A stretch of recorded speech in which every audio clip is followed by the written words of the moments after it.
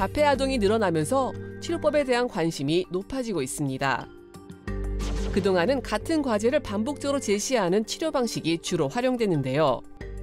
집중 효과는 있었지만 실제 생활로 이어지기가 어렵다는 한계가 있었죠. 최근에는 일상적인 놀이 활동을 통해 아이가 자연스럽게 배우고 참여할 수 있도록 돕는 새로운 치료가 주목받고 있습니다. 자폐 치료의 새로운 패러다임, ESDM에 대해 알아봅니다. 네, 오늘은 자폐 스펙트럼 장애 치료에 대한 이야기 함께 나눠보겠습니다. 노혜림 치료사님 모셨는데요. 안녕하세요. 안녕하세요. 예, 어서 오십시오. 최근에 미국에서 자폐 스펙트럼 장애 아동이 크게 늘고 있다고 하는데요. 사실 이게 미국만의 이야기는 아니라고 합니다. 우리나라 역시 유병률이 빠르게 증가하고 있다고요? 네, 맞습니다. 보건복지부 조사에 따르면 2021년도 기준으로 등록된 발달장애인은 약 25만 명으로 2018년에는 23만 명 수준이었으니까 3년 사이에 약 2만 명이 늘어난 셈이죠. 이 중 자폐 스펙트럼 아동만 해도 약 3만 명에 이릅니다.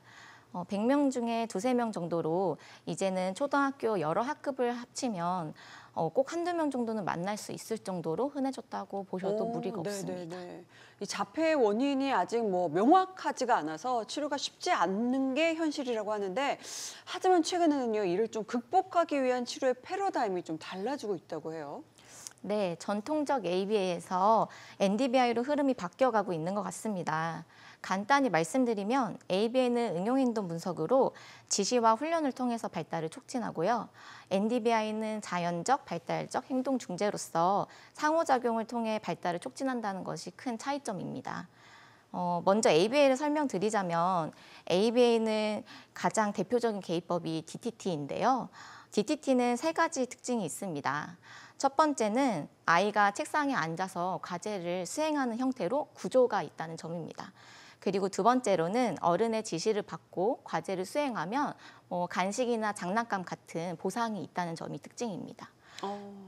그리고 마지막으로 훈련이기 때문에 같은 과제를 일정 기준에 도달해서 수행할 때까지 여러 번 반복한다는 특징이 있습니다. 네네.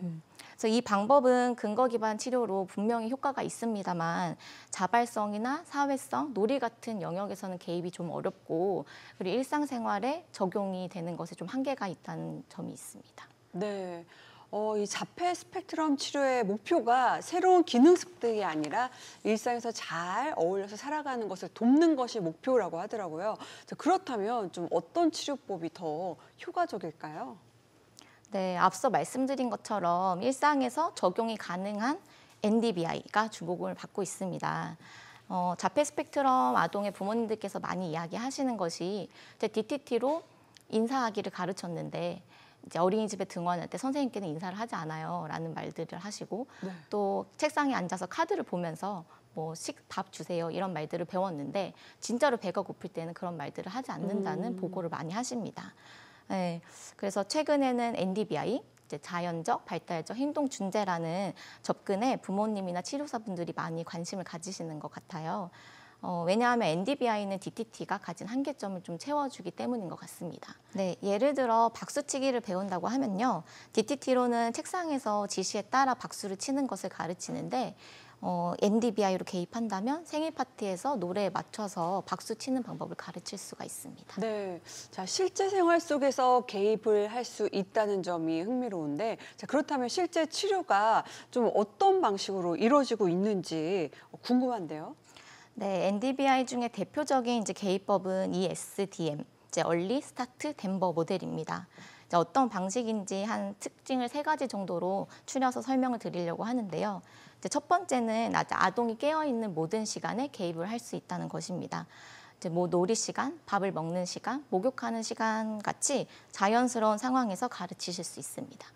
또 두 번째로는 상호작용을 하는 방법을 가르칠 수가 있습니다.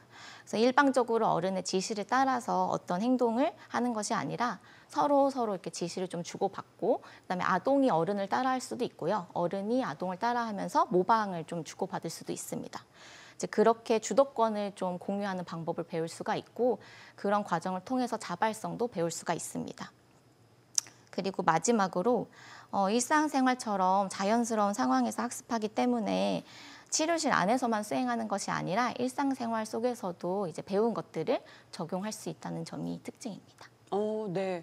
하루 일과 속에서 자연스럽게 치료가 이루어진다라고 하면은 뭔가 응용도도 좋을 것 같고 효과가 더 좋을 것 같은데 어떻습니까? 네, 맞습니다. 이제 자폐 아동의 부모님들께서 가장 바라는 건 우리 아이들이 일상생활에 적응을 잘 하는 것인데요. ESDM의 효과성을 입증한 논문을 살펴보면 학습적인 부분뿐 아니라 적응 행동, 그러니까 살면서 필요한 행동들을 배우는 데 효과적이라는 사실을 알 수 있습니다. 그래서 예를 들어서 옷을 입는 티셔츠 앞뒤를 구별해 본다? 이거는 이제 인지 영역을 다룰 수 있는 거거든요. 예. 그래서 이처럼 사회성이나 언어, 인지 영역 등 같이 발달 영역들을 이제 아이와 일상생활 속에서 다루실 수가 있습니다. 또 뿐만 아니라 아무래도 긍정적인 정서를 활용해서 개입을 하다 보니까 아동의 동기가 매우 높아지고 동기가 높아지면 학습 속도는 더 빨리 날 수밖에 없죠. 맞아요. 이 당근처럼 잘한다, 잘한다, 잘한다 이렇게 하면은 좀 신날 것 같은데, 자, ESDM의 효과에 대해서 좀 더 자세히 알아보기 위해서 서울대학교 병원 소아청소년 정신과 김봉영 교수님의 의견을 들어봤습니다. 화면으로 함께 만나보시죠.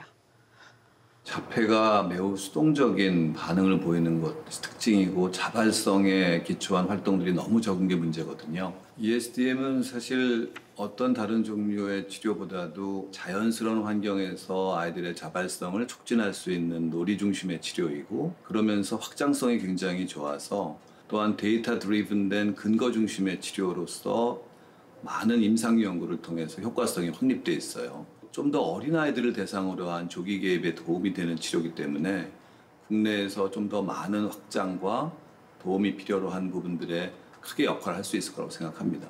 기대가 되는 치료입니다.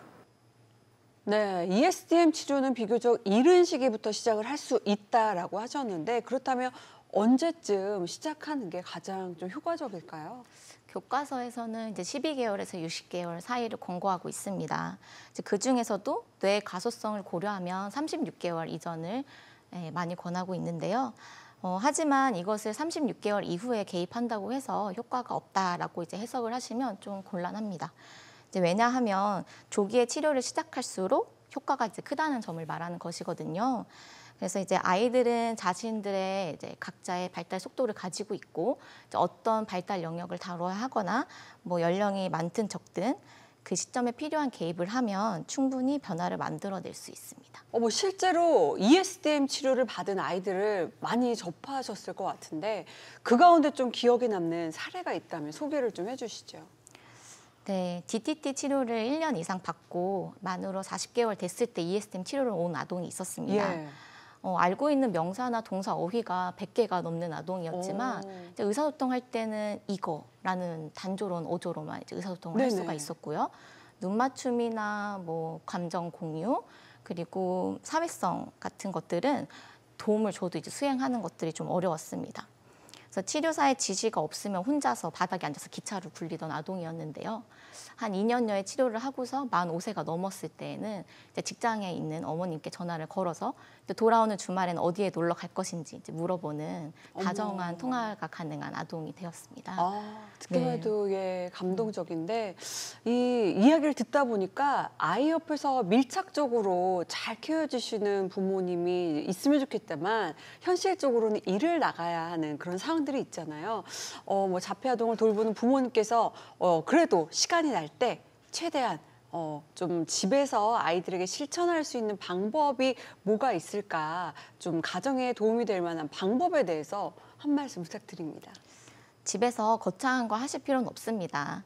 하루 일과 속에서 아이에게 개입할 수 있는 그 순간만 잘 포착하시면 되는데요. 이제 그 순간은 아이가 어떤 것에 굉장히 몰입해 있는 순간이라고 할 수 있겠습니다. 예를 들어서 아이가 공룡 피규어를 굉장히 뚫어지게 보고 있는 상황이라고 예를 들어볼게요. 그러면 아이 앞에서 공룡 노래를 불러주시거나 쿵쿵 걷는 이제 공룡의 걷는 신용을 내주시는 겁니다. 그러면 이제 아이는 공룡 피규어를 보다가 그 관심이 부모님께로 옮겨갈 거예요. 네, 그래서 그때 가르치고 싶으신 새로운 행동을 보여주시면 되겠습니다. 그래서 예를 들어서 종이를 가져와서 공룡을 그 위에다 그려주시는 거죠. 네, 그렇게 되면 어느 순간부터 아이는 이제 종이랑 크레파스를 들고 와서 공룡을 그려달라고 할지도 모르는 거거든요. 그래서 이렇게 모든 학습은 상대방과의 상호작용을 통해서 이루어지고 사실 그런 것 자체가 굉장히 진지한 학습이 될 수가 있습니다. 네. 그래서 자폐 스펙트럼 아동들이 상호작용을 원하지 않는 것이 아니라 하는 방법을 모르는 경우를 많이 봐왔어요. 그래서 상호작용을 단단히 다져줄 때 아이들의 삶은 훨씬 덜 외롭고 더 편안해질 수 있다고 생각합니다. 네. 지금까지 노예림 치료사님과 자폐 아동 치료의 새로운 길을 제시하는 ESDM 치료법에 대해서 함께 알아봤습니다. 고맙습니다. 감사합니다.